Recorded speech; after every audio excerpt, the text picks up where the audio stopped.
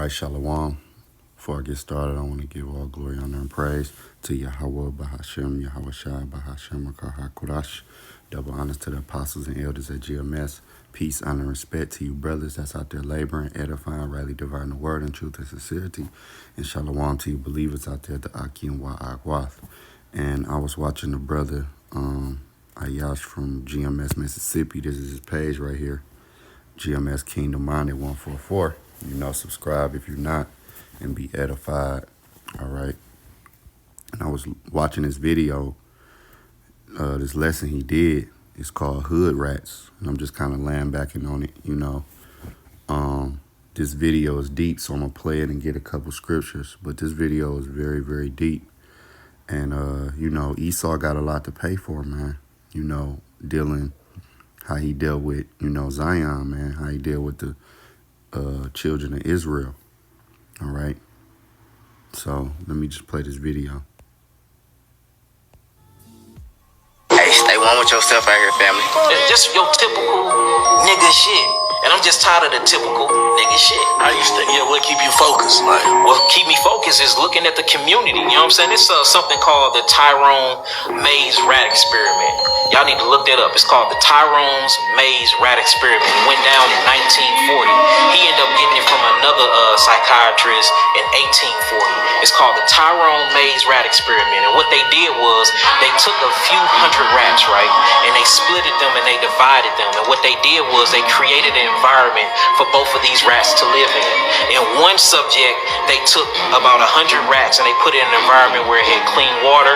They put it in an environment where it had the right amount of space for the rats can, get, basically if they wanted to be by themselves, they could. They made sure that it was good food in there that didn't have any type of poisons put inside the foods. They even gave them space to breathe, to go upstairs, downstairs. They just gave them this abundant environment, right? They put these rats in there. Mind you, these the same rats with the same genetical molecular structure, which is nothing different. They both came from the same mama, the same daddy, the same family tree, right? So they took these rats, they put one in a good environment, then they put the other 100 rats in a bad environment where they didn't get water. If they did get water, the water actually had acids in it. They made sure they didn't give them the regular food. I think they gave them like cat food or something like that with a bunch of pellets that was inside of them, right? They stuck them on top of each other and they made sure that the space was very, very small. They never cleaned any poop out of the maze. They pissed out of the maze and they left them in there. They left them in there for 4 months and they watched how their behavior changed. They went back and they got the actual rats that came from the good environment and they put them in the maze. They ended up going through the maze very, very fast. Then they ended up going to get the rats that they put in a bad environment and put them in the maze, and they didn't know how to even make it through the first section of the maze. So he maybe this is a coincidence. So he did it. So what he did was he switched the rats. He took the rats that was smart, that made it through the maze, that was in the good environment, and he put them in a bad environment. Then he took the rats that was in a bad environment, that was dummies that couldn't make it through the maze at all, and he put them in a good environment. He waited 4 months, then he took them back out. The same rats that was good and smart, that was in a good environment, that he put in a bad environment, now they couldn't make it through the maze. The same rats that was in the bad environments, that was dummies that couldn't make it through the maze, he put them in a good environment. Now they making it through the maze and making it through life just fine. So he said, damn, it ain't the genetics. It ain't who these people is as individuals. It's the community. It's the environment that you put these biological entities in that changes the way they interact with their environment and with themselves. Did you know he did another 6-month experiment on the same rats that he left in the bad environment? Guess what they started doing? Killing each other. Some of the male rats started humping other male rats. Homosexuality. Look, the other rats that was at the bottom that didn't have the food, these niggas went upstairs to the other rats and started robbing them for food and water. I said, damn, this sound like your typical project. Don't this sound like the PJs? This is a real rat experiment. So it made me start questioning. I had to sit back and really rub my chin. They turned into robbing rats? They turned into robbing, homosexual. What else are you gonna do? Rats. It's a survival mechanism at this point. Now check this out though, goddess. It was a selective group of female rats, and I really want y'all to look this up when y'all get home today. Watch this. It will fuck your mind up. The female rats, they started pampering themselves. They used to let their children just do what the fuck ever. They started pampering themselves. All they was worried about. Hood rats. Which one of these? See, these was the hood rats. Okay. The hood rats, right? Exactly. So the hood rats, I'm gonna quote that. The hood rats, all they did was pamper themselves. The only thing that they worried about was their fur. They worried about their weight. They didn't worry about their children anymore. They weren't worried about the mama papa rat. The only thing that they focused on was their actual selves. And then the father rat started going to other different parts of the actual rat experiment cage and started like bullying on the younger children. It was crazy, man. Look, it gets so deep when you really start watching it. It even rapists started happening. Rape with the older male rats in the community started raping the younger males and the younger female rats. Same thing that happens in the ghetto where a young girl will get touched on by their uncle, or a young male will get touched on by their uncle or their auntie. This happens. So it's like, damn, is this rat experiment that's going on in Tyrone, rat maze experiments, the same shit that's going on with us in these communities? And then you have to ask yourself, in the projects. And who built these communities? We didn't build these communities. We ain't put the liquor stores in these communities. We ain't put dope in here. You got something called Russian AK-47s. Niggas ain't never been to Russia. You got Japanese SKs. We ain't never been to Japan. We got grenades that come from. We got all these different things in the community of America that's outside of America when niggas ain't never left the block. How was they getting there? This shit was set up. So once I realized, like, damn, me and my people is in a rat maze. This is a project. We are being psychologically experimented on. That's when I said, okay, this is my motivation. It's time to break the psychological chains of my people. Yep. So once I fully got myself up out of it, my whole mission is I'm going to die for this shit. Everybody that I come in contact with is going to hear this message. And my message is, wake the fuck up, Black America. So you hear that video, man? It's pretty deep. It's pretty heavy, you know. And hey, again, as he was going into the experiment, of course, that's us. You already know, the Israelites. All right, we've been putting these conditions in these projects, these hoods, at barrios, reservations. We've been put next to each other in close quarters. Okay, we've been given a certain education, certain food, certain water. All right. And now when you drive in our communities, you see the results. You see the results of a people that have been raped, robbed, murdered, brutalized, traumatized. Okay. And then you roll in these Edomites neighborhoods and you see the opposite. All right. Slacky, if y'all can hear that horn, I don't know what's going on. But you roll in these Edomite neighborhoods and you see, you know, it's cleaner. Okay, they have a better school system. They have it's just a better environment most of the times compared to when you come to our neighborhoods. That's why you'll notice in any city you go, you know, you ain't got to be from that city, but you know where the black people live, so-called black people, and you know where the white people live. You can just automatically tell.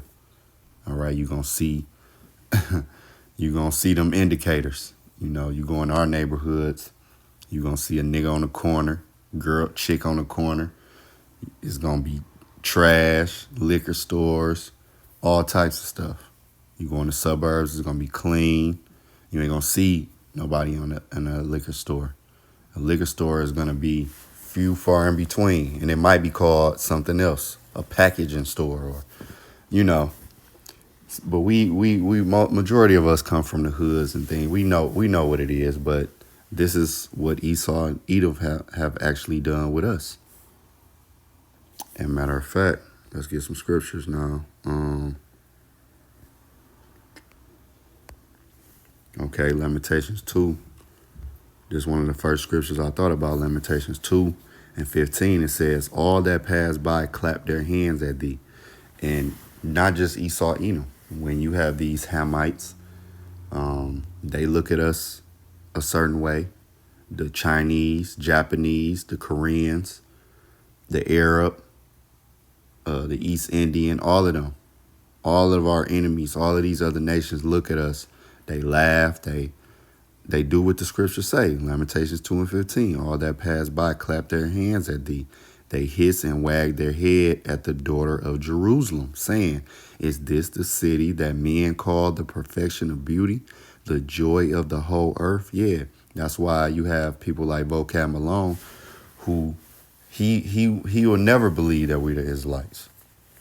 All right, you got people that just they be like, nah, ain't no way. Verse 16, all thy enemies have opened their mouth against thee. They hiss and gnash their teeth. They say, we have swallowed her up. Okay, so these other nations who are in our community selling us things, like you have the Koreans, they selling our women the weaves and the hair care products. You have these Arabs, depending on where you at. I'm from up north. I'm from Michigan, from Detroit. But down here, the Arabs really ain't down here like that. You got the East Indians and you got like the certain Africans, but mainly these East Indians. Oh, the Koreans, they own liquor stores as well in Atlanta. You go to Detroit, you have the Arab, the Chaldeans. All right, they own the gas stations, well, the liquor stores. Because the gas station is just, but they'll be selling you Lucy's in these gas stations, in these hood gas stations. They ain't gonna do it in the burbs, but in the hood they will. And when they look, they're able to capitalize off of our ignorance and off of our punishment. They're able to capitalize. They're able to make money. All right, because it's stores that I'm from Detroit. It's stores that was in my community owned by like those Chaldeans. And the Chaldeans, I know we hear that in the scripture, but you have these people from Iraq, they're called the Chaldeans. And just think, where was Ur of the Chaldees, that's over there in Mesopotamia, over there in Iraq. All right. So you have and this is just a lesson in a lesson for people who don't know, but the Chaldeans, they're basically like the Christian Arab,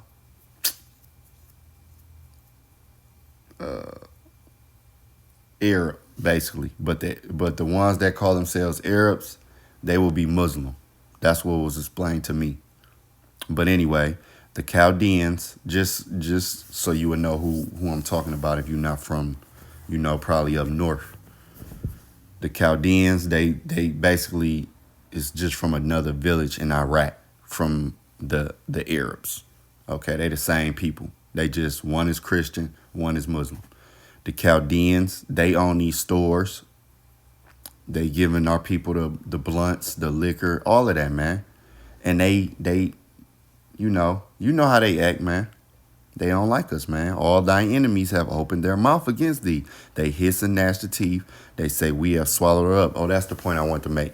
These Chaldeans and Arabs in my community have owned stores for 20, 30 years. Generations. It was a store in my hood. I have been going to that store before I can recognize, because my mama told me they used to take me up there when I was little. And the owner used to give me candy. And I was in that store all the way till I was in my early, mid-20s. So imagine how much money. They became millionaires in our community. How many of us became millionaires in their communities? Certainly, this is the day that we look for. We have found, we have seen it. And it was all due to our disobedience. This is why we are who we are. This is why, Salakia, this is why we're in the condition we're in. Verse 17, the Lord have done that which he had devised. He hath fulfilled his word that he had commanded in the days of old. He hath thrown down and have not pity. He hath caused thine enemy to rejoice over thee. He hath set up the horn of thine adversaries. Right. And that horn goes into that power. That's why our enemies is able to rejoice over us. In the way that they do. Esau Edom is able to do these type of experiments on our people, man, continually. And you see the results. But see, let's go here. Because a new day is approaching. And that's why, I'm able to go in the scriptures and break it down, just like other brothers. That's why brothers and sisters is able to understand. We know who we are. We know we Israelites. See? because a new day is approaching. Zechariah 1:15. It says, I am very sore displeased with the heathen that are at ease, for I was but a little displeased, and they helped for the affliction. So the Lord gave us over to our enemies, and our latest enemy and our arch enemy, Esau Edom, the so-called white man, and his woman. Okay, you can't forget about her. And they just overdid it. Like the brother was saying in the video, they just overdid it, man. No mercy. No mercy, man. But see, let's go here to Jeremiah 49. Let's see what Jeremiah say. Jeremiah 49:12. It says, for thus said the Lord, behold, they whose judgment was not to drink of the cup have assuredly drunken. And we have, boy, we drunk of that cup, man. We have drunk it and took every drop. Believe you me. I mean, again, ride past our communities. And this is the results, of our disobedience. This is the results, though, of Esau Edom not showing no mercy. And art thou he that shall altogether go unpunished? So, you have these white people walking around thinking it wasn't us. That's what they'll say. It wasn't us. Not understanding reincarnation, number one. And number two, they don't understand biblical prophecy that we were going to go into captivity under them and then come out, and then they are going to go into captivity. See, they think, this is an individual thing. No, this is a nation thing, because the whole nation of Israel, was punished. So we was punished, and we are the Lord's chosen. What do you think for you white people? I'm going to just say it plain. And wait, don't stop there. You Chinese, you Arabs, you Chaldeans, you Japanese, you Koreans. All right? All of y'all are going to get punished, man. We can't forget about y'all either. You East Indians, all of y'all is going into slavery. Thou shalt not go unpunished, but thou shalt surely drink of it. Okay? So you're going to drink of that cup. You're going to drink of that cup. Let's go back to Lamentations. Let's go to Lamentations 4. This is what the scripture's going into. Lamentation 4:21. Rejoice and be glad, O daughter of Edom. So you Edomites, you're in your kingdom right now. Be glad. Be happy. Live it up. That dwellest in the land of Uz, the cup also shall pass through unto thee. So that cup that we drunk of is going to pass to y'all. Thou shalt be drunken and shalt make thyself naked. The punishment of thine iniquity is accomplished, O daughter of Zion. So we're at the end of our captivity. And you want to know what's a key indicator? Brothers preaching his word. Brothers and sisters waking up. Those dry bones waking up, saying, no, I'm not black. I'm an Israelite. That's the key indicator right there. That's biblical prophecy. That's the key that we're at the end of our captivity. And the high ranking, I ain't going to say high ranking. They're high ranking, but the elites, the aristocracy of Edom knows this. This is why they know they got a short time. He will no more carry thee away into captivity. So after this, it's a wrap. We're not going into captivity. We're going to have the laws in our inward parts, which means we're never going to go off, which means we're never going to sin, which means we're never going back into captivity. He will visit thine iniquity, O daughter of Edom. He will discover thy sin. So this white man and his woman is being put on trial. We got video, we got audio, we got pictures, we got witnesses. We got all the evidence in court to convict this white man and his woman. We got all the evidence. There's no way. We got Manila folders sky high of evidence. So guess what's gonna happen? You're gonna drink of that cup and you're going into captivity. That's your 1,000 years of captivity. Then guess what? Basically, which is gonna be like a death row sentence. 1,000 years of captivity, then you exterminated. That's the judgment for Esau. 1,000 years of captivity for the rest of you nations, and then you still gonna be under subjection.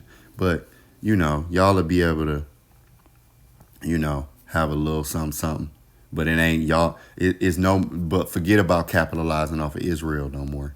Nah, forget about capitalizing off the niggas. That's done with this captivity, and it was already prophesied too, from the beginning. All right. Let's go to Deuteronomy 30. I'm going to start at verse 1. It says, "And it shall come to pass when all these things are come upon thee, the blessings and the curse." See, this is in Deuteronomy that the Lord was telling us, okay, after it come to pass, the blessing and the curse, which I have set before thee, and thou shalt call them to mind among all the nations whither the Lord thy power have driven thee. That was our punishment, to get spread across the four corners among the heathens, for them to rejoice over us, for us to become the tail and them to become the head. Verse 2, "And shall return unto the Lord thy power, and shall obey his voice according to all that I command thee this day, thou and thy children with all thy heart and with all thy soul, that the Lord thy power will turn thy captivity." So right now, you see brothers and sisters, what are they doing? They're being more obedient. Brothers and sisters is becoming more obedient, getting into this word. You got brothers breaking down scriptures. Brother was in a trap house. You know what I'm saying? And he can bust down scriptures. He ain't busting down bags of paraphernalia no more. No, he busting down scriptures. And I'm just saying, brothers come from different walks of life, but look how powerful that is. Because you have men who went to seminary school and they ain't got it. And you got brothers who just got that Holy Spirit. Because see, the Lord dealing with the outcast, man. He waking up the outcast. Because when Yahushua walked the earth, he was considered an outcast. That's why they said, your brother, your mother, and you just, they was like basically saying like, who is you? You from the same hood we is. So the Lord is not dealing with a T.D. Jakes and all of them. He dealing with the so-called ordinary brother, busting down scriptures. You got brothers that got GEDs who busting down scriptures, confounding people who went to seminary school. See, that's the power of the Lord, because the Lord, what? He show his strength and weakness.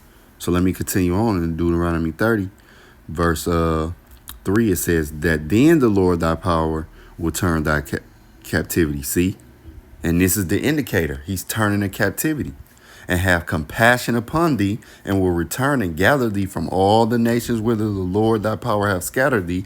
And how's we being gathered first? By the word. See, if any of thine be driven out unto the outmost parts of heaven, from thence will the Lord thy power gather thee, and from thence will he fetch thee. Right, starting with this word, until the chariots come and physically come get brothers and sisters. Verse 5, "And the Lord thy power will bring thee into the land which thy fathers possessed," Israel, our land, where the heathens are, and they don't fit nothing in biblical prophecy except for being a heathen, except for being Edomites.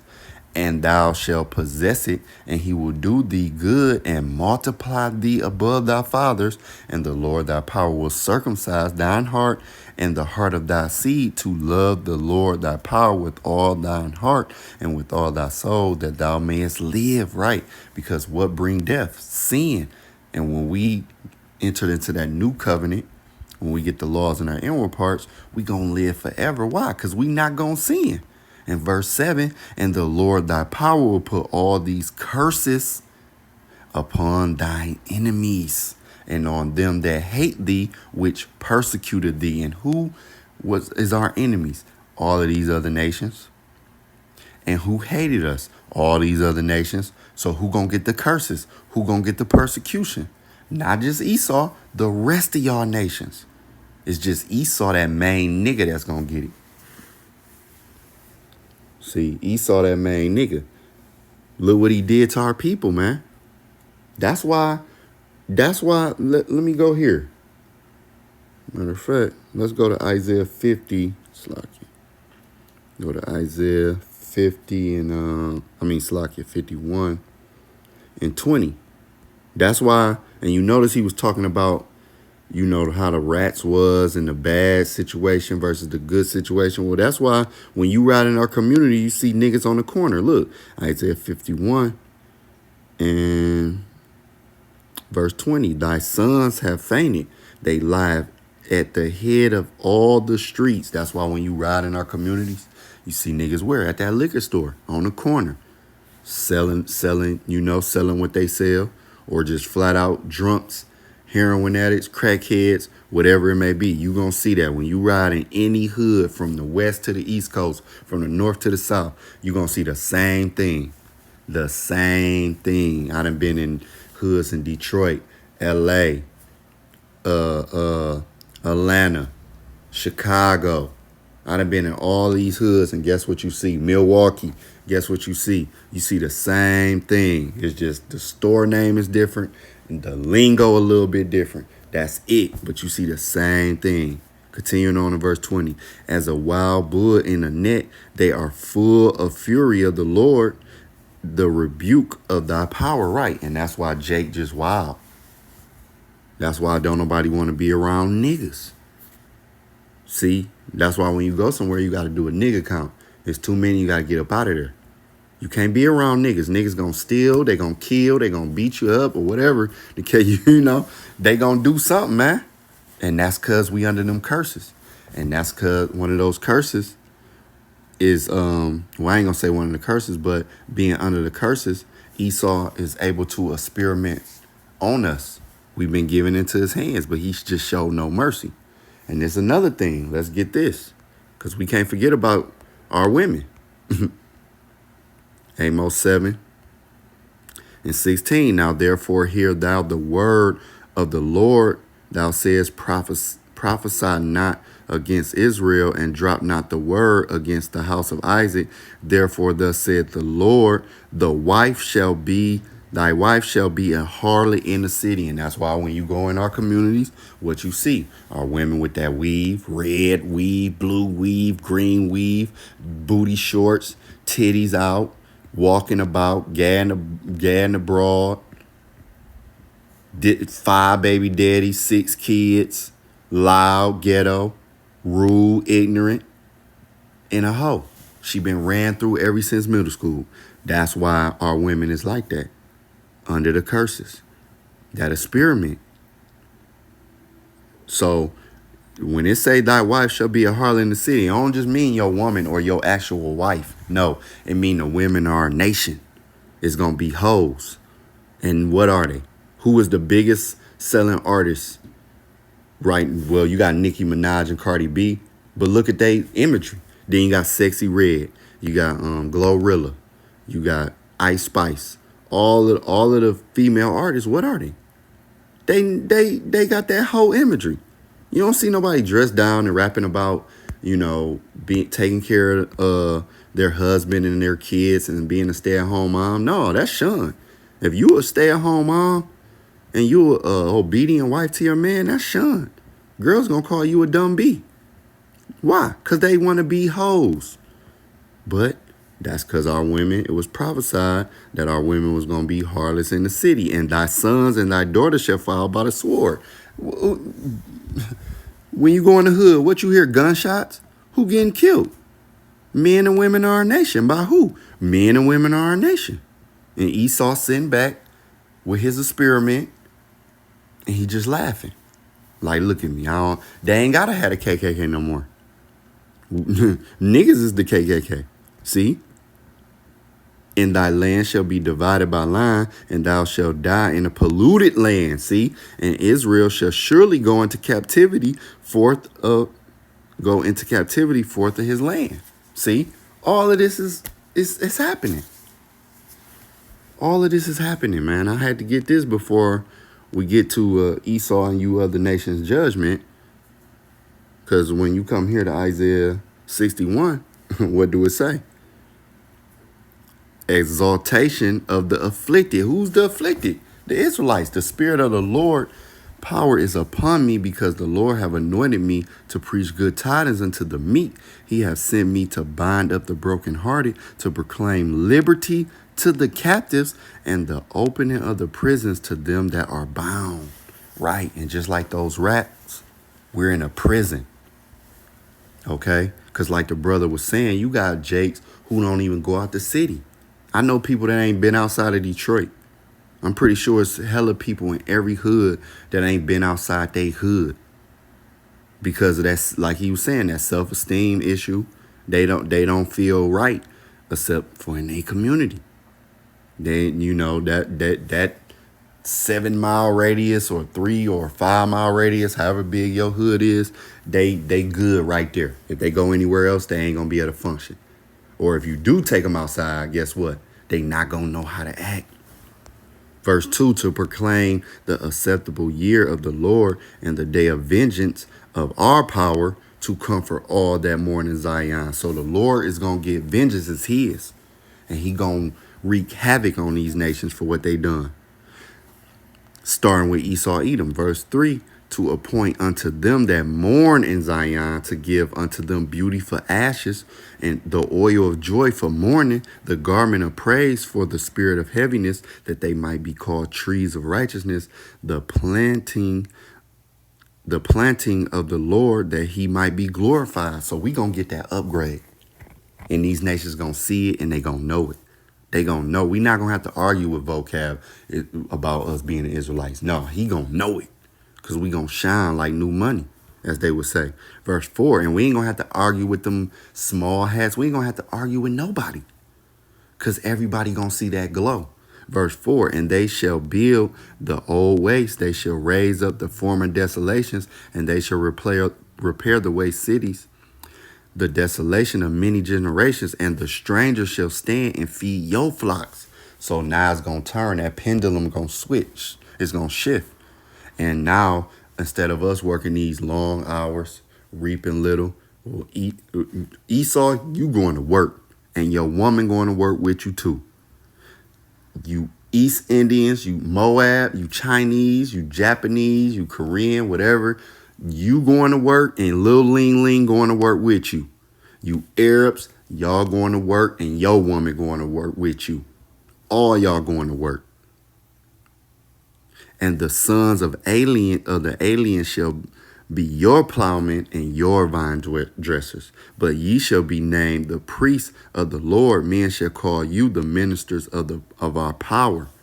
Ye shall eat the riches of the Gentiles, and in their glory shall ye boast yourselves. So just like these nations was able to boast and taunt and do all of that and rejoice over us, we gonna do the same thing to them. Verse 7, for your shame ye shall have double. The kingdom, we ain't even gonna be able to fathom, man. Because right now we just can't wait. And we like, damn, man, we gotta go keep enduring this hell. But guess what? When we get to the kingdom, we ain't even gonna think about this. And guess what? We gon' wreak havoc on y'all, man. We gonna wreak havoc on y'all. And for confusion, they shall rejoice in their portion. Therefore, in their land, they shall possess the double. Everlasting joy shall be unto them. So we not gonna have to worry, man. We not gonna have to worry about a damn thing, man. And y'all other nations, y'all we gonna wreak havoc on y'all, man. I can't wait. I don't feel sorry for none of y'all. Let's go to Isaiah 60. I'm going to close out right here. Isaiah 60 and 14. The sons also of them that afflicted thee shall come bending unto thee, and all they that despise thee shall bow themselves down at the soles of thy feet, and they shall call thee the city of the Lord, the Zion of the Holy One of Israel. So we going to get that upgrade, and these other nations, they going to bow down. They going to know. It ain't going to be no disrespecting the black man no more. It ain't going to be none of that. The so-called black man ain't going to just be no good nigga no more. He going to be a king. And he going to be a king conquering. And these other nations get out of hand, guess what? That's what that rod of iron is for. Because we going to implement the laws of Yahweh Bashem Yahushua. See? Like Esau got his whack laws. Some of the laws is good. I ain't gonna lie. He'll lock you up if you rape somebody, if you kill, do certain things. But he do have his laws that go off, like protecting the the ABC community, things of that nature, putting a woman over the man, things of that nature. He have his law, telling a man he can't have more than one wife. What type of man do that? I'm like, what? Even if the women agree, it's still illegal. But that lets you know, man, he's an unjust ruler all the way around. Look at his kingdom. Look at it. Just look at it. But these other nations, they gonna bow down, man. There's no more experimenting on Jake, man. Y'all gonna be the experiments. We gonna experiment on y'all. Especially Esau. Verse 15, whereas thou hast been forsaken and hated. Didn't it say all that hated us, what's going to happen to them? Yeah, they're going to get them curses. All y'all other nations that laugh at us, y'all mock us, guess what? Y'all day coming. Let's read this again. Verse 15, whereas thou hast been forsaken and hated, so that no man went through thee, I will make thee an eternal excellency, a joy of many generations. So the Israelites, we're going to be decked out. We're going to be bossed up, whatever you want to call it. And we're going to be in the kingdom. And we ain't going to have to worry about Esau coming back into power.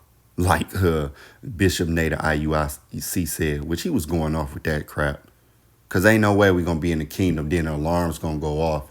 And now we got to worry about Moab and Esau building weapons. That don't even sound right. What type of rulership, what type of peace would that be? Even if, like a brother was saying, even if it was a 2-day war, well, peace was interrupted. Because if you got to go to war even for a day, that interrupts peace.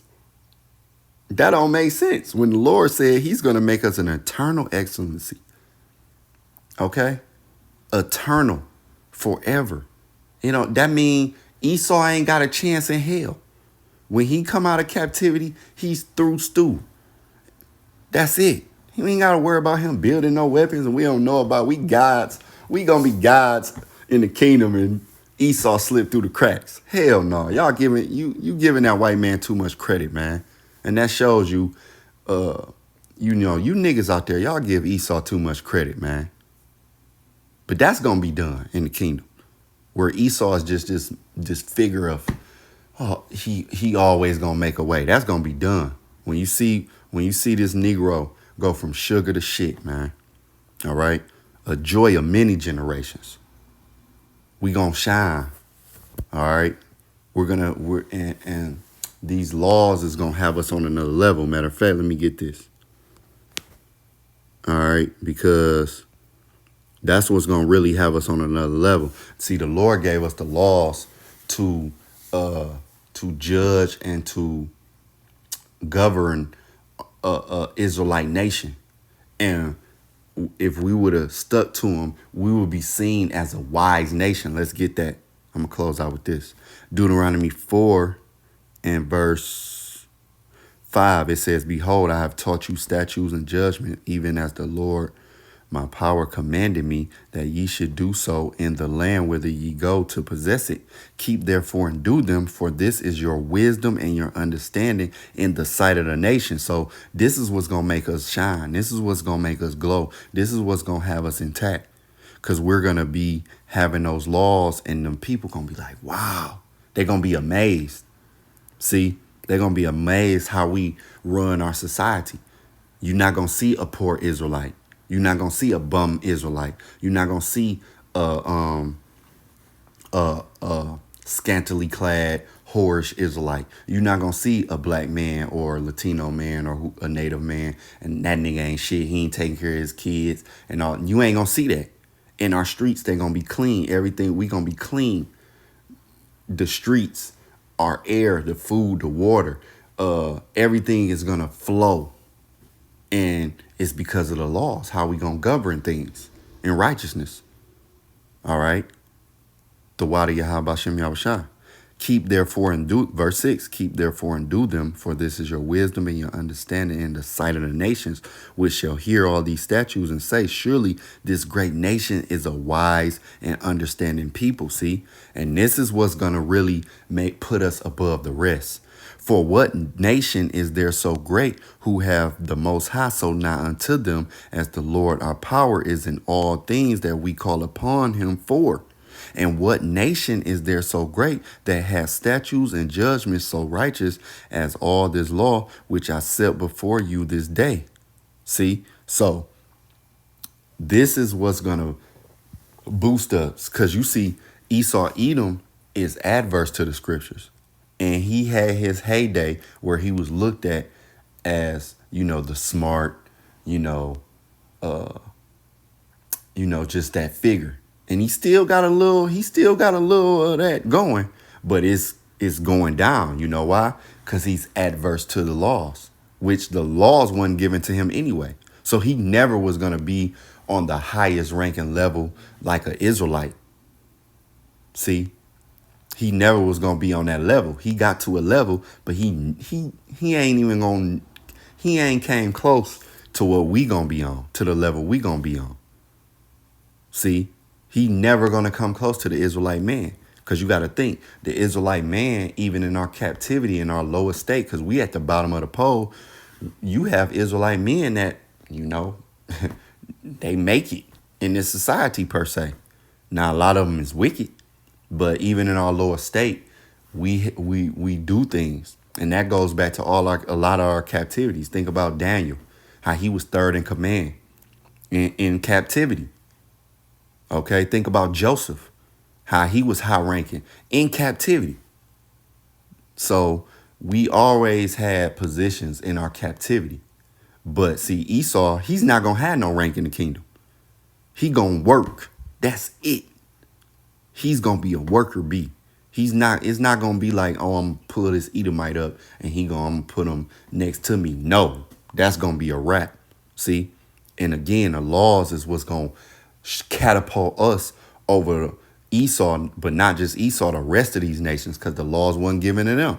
So even though you might see Elam or Moab, and you might see they have certain laws and how they govern their society, and you might go over there and be like, they kind of function pretty well. Well, in the kingdom, ours going to be 100 million times better, because you ain't going to have no disgruntled Israelites. You ain't going to have Israelites over here in the section of the kingdom that's going to be like, man, I don't like, you hear murmurings. No, you ain't going to hear no murmurs, because you can go amongst these other nations and they can have somewhat a good society and they can have clean streets and this, that, and the fourth, but you will hear murmurings. You will hear it be uprising somewhere in Tokyo or somewhere, or somewhere in the UK or what, Poland, France. See, it's always murmurings, but it ain't going to be no murmurings in the kingdom. You ain't going to have no disgruntled, Eve put together a 50-woman coalition because she mad about something, or, no, it ain't going to be none of that. So, that's pretty much it. That's pretty much the point.